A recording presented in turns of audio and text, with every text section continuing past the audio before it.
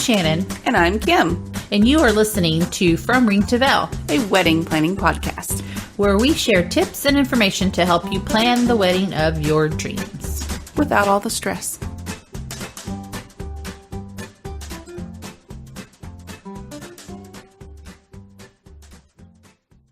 Are you a local Seattle bride? Are you loving the wedding planning process?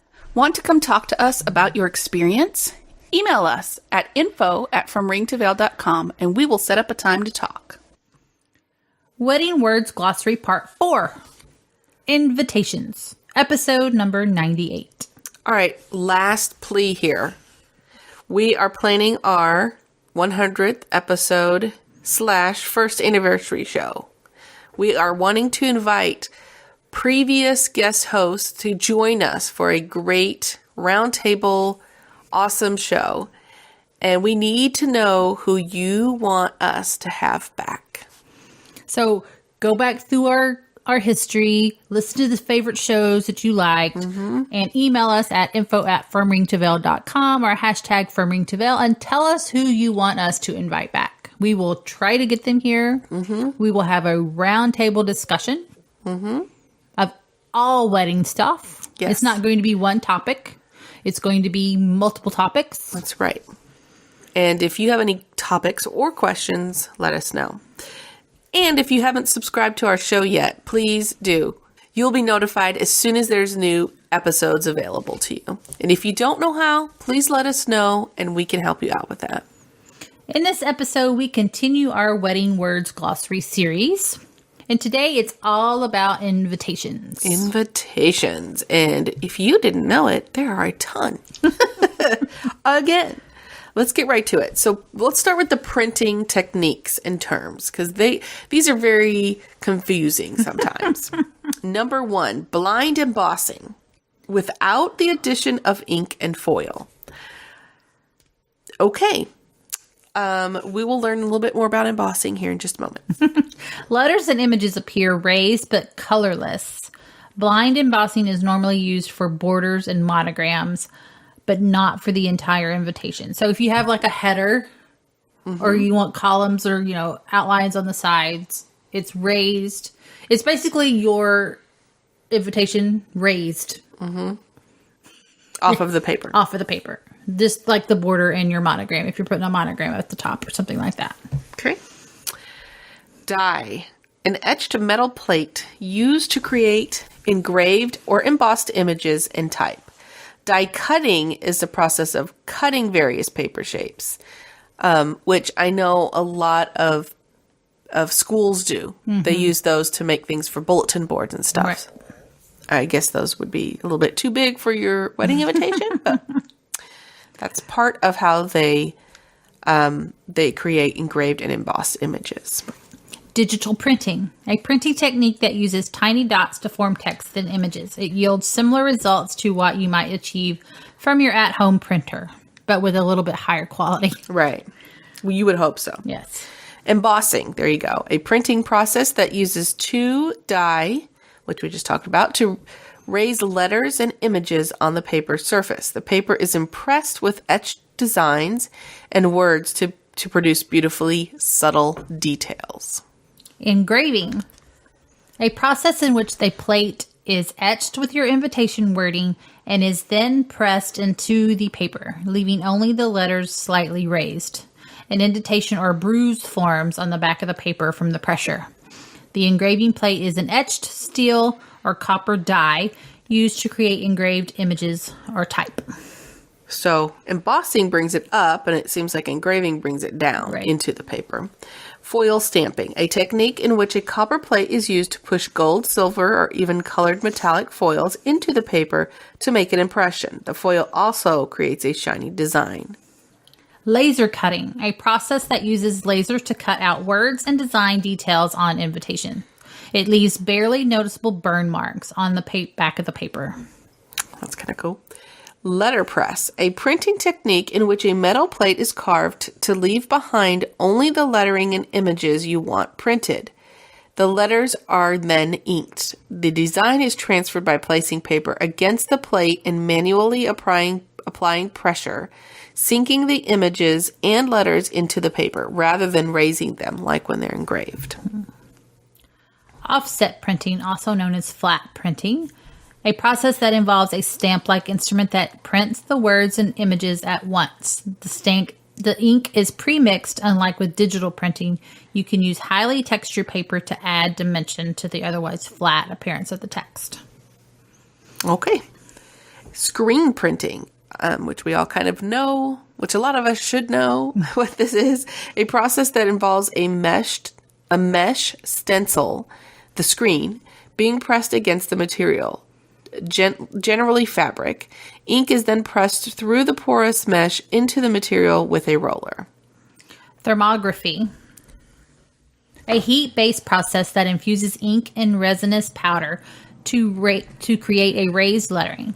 The subtle difference between thermography and engraving is that with thermography, the text is slightly shiny and the back of the invitation remains smooth. Engraving leaves an impression. Plus, thermography is cheaper. Oh, well, there you go. All right, so let's move on to typeface terms and techniques. Whew. Yeah, I mean, it's a lot right here, and it's very, it's probably, you're like, I don't need to know that. But at least you know. So, like, when you're talking to somebody who's doing your invitations, you understand what they're saying. Right. And you don't have to stop them every 2 minutes with, like, What does is that? mean? Get to re-listen to this a couple times. Yes. Typeface terms and techniques. Alignment. Used to describe the position of your invitation text in relation to the margins. Traditionally, the text is centered on the card. Modern invitations often play around with the positioning of the text, sometimes aligning it all to one side. Ooh, that's very risky. Just kidding. Calligraphy, artistic, stylized handwriting. Traditionally, a calligrapher would use ink and a quill and a steel nib pen. Calligraphy can be used on invitations, envelopes, place cards, thank you cards, all kinds of stuff. And that's what's very hot right now. Yes. Hand lettering, specifically calligraphy. Flourishes. The ornate calligraphic details and scrollwork attached to calligraphy letters that frequent ultra-formal invitations. Flourish. You know what a flourish Yes. is. All the little squigglies. All the little squigglies. So it says font, see typeface. So we'll talk about it in a minute. Later. Hands. The various calligraphic, script, and lettering styles a talented calligrapher can create. So that's like she can do a bunch of different fonts with calligraphy, right? We know some great calligraphers, Yes. and they do awesome work. Initial cap, a term for the exaggerated, oversized first letter of a word. You'll sometimes see used in lavish calligraphy or a decorative typeface, also known as a drop cap. So you have a big first letter of the word. Yes. And then the rest of them are all normal size. Yeah. Yeah. And point size, unit of measure indicating the size of an individual letter and character. I'm pretty sure we all understand what that is. I like 14. I like 12. 12 is just a little bit too small for me now. Typeface, the style and appearance of a letter or character, often referred to as the font. So There you go. Style and appearance. Typography refers to the art of arranging typeface, point size, and line length into a cohesive and readable language. Ooh. my advice would not to get a style of calligraphy that a normal person cannot read. Right. I've seen it a lot with, people try to do their logos and stuff, and you can't even read what the name of their company is. Yeah. Because it's so slanted and... Anyway. It's very unfortunate when that happens. I agree. All right, let's move on to paper terms. Oh, paper. Okay, backer. A piece of paper that your invitation is displayed on top of. It often matches the color scheme of your wedding invitation. It is a way to add a design element to... Okay, I don't understand what that means.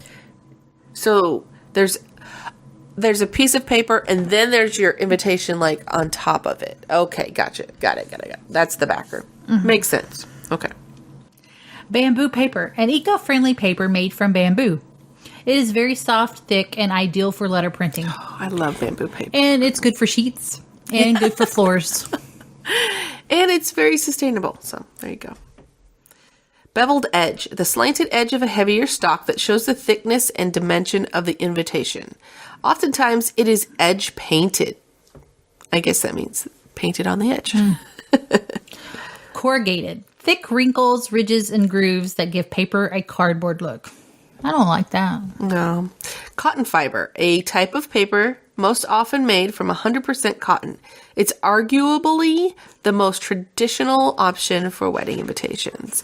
Those are the ones that you feel it. You know, like there's some kind of fibers in there. Deckled edge, an irregular, feathered, or torn looking edge associated with handmade paper. I love that. Love when books have those. Glassine. Glassine. Very thin, waxy. Glass on? Glass off. I think it's Glassine. But... Well, it's I-N-E. That would make it a long I. Whatever. Glassine or Glassine, a very thin, waxy paper similar to vellum with a slick, shiny surface. It's best suited for envelopes or liners rather than actual invitations because it's of delicate nature. Handmade papers. Made from natural materials including cotton, rag, hemp, or plant fibers. They generally have uneven or rough texture. I think those are kind of hard to print on. Yeah. You'd have to get them hand lettered. Mm-hmm. Industrial papers, often made from recycled fibers. Industrial papers have a rugged hip look. Corrugated cardboard and brown craft papers are example. Craft papers are very, very popular. Yeah. Jacquard. Screen printed paper that creates an illusion of layering. Think of like you have a paper that has a lace overlook on it. Oh, yeah. That would probably be exactly what you're talking about. Yeah. Laid. Paper that is similar to vellum, but has a ribbed texture. Linen finish. A paper type with a surface that's grainier than pure cotton stocks and resembles the look and feel of cloth linens. Oh, that's interesting. Another classic choice for wedding invitations. Liner. A decorative piece of paper used to line the inside of envelopes. Can be thin like parchment or thick like construction paper. Marbled paper. Decorative paper that you can use for a liner. Marked with swirling patterns, similar to the surface of marble. Matte. Paper with a non-reflective finish, depending on the thickness. It can be used for the invitation.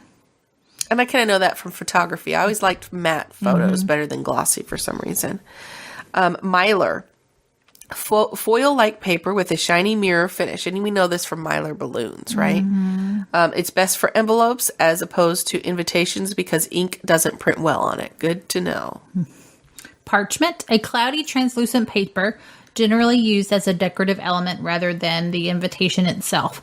So maybe you have a piece of parchment on top of it so your invitation doesn't get messed smeared up. Or whatever, yeah. Rice paper, a thin, soft paper that isn't actually made from rice. Okay, so why is it called rice paper? But from other fibers, including mulberry and hemp. Stick to letterpress with this paper. So it's made out of marijuana. And not rice. And not rice. Yeah, that's really kind of a dumb quote. Stock. Used to describe the thickness and heaviness of paper. Formal invitations usually use a heavier stock paired with squares of delicate stock like parchment. There you go. Tooth refers to the paper's feel. The more tooth a paper has, the rougher and more textured it is. Hey, that's really interesting. I like that. Variegated. A term that describes the look of certain paper that has discrete hints of a different color. Like variegated plants. Exactly. Vellum, paper made from cotton blend with a translucent, frosted appearance and a smooth finish. Feels like plastic. Vellum is sturdy enough to be printed on and can be used for actual invitations. I love vellum. When I was doing stamping, I loved to stamp on vellum. Just so you know. Watermark, a translucent emblem in fine paper that's visible only when the paper is held up to light. A watermark denotes superb quality, signifying the exclusivity of the paper company or boutique. There you go. All right, presentation and packaging terms. Bifold. Not billfold, bifold. An invitation that's folded in half so it resembles a greeting card. There you go. Boxed, a custom-made box created out of silk, velvet, or even elegant thick paper that holds the entire invitation suite, including a luxe present for an luxe presentation. Anyway, that's just too much.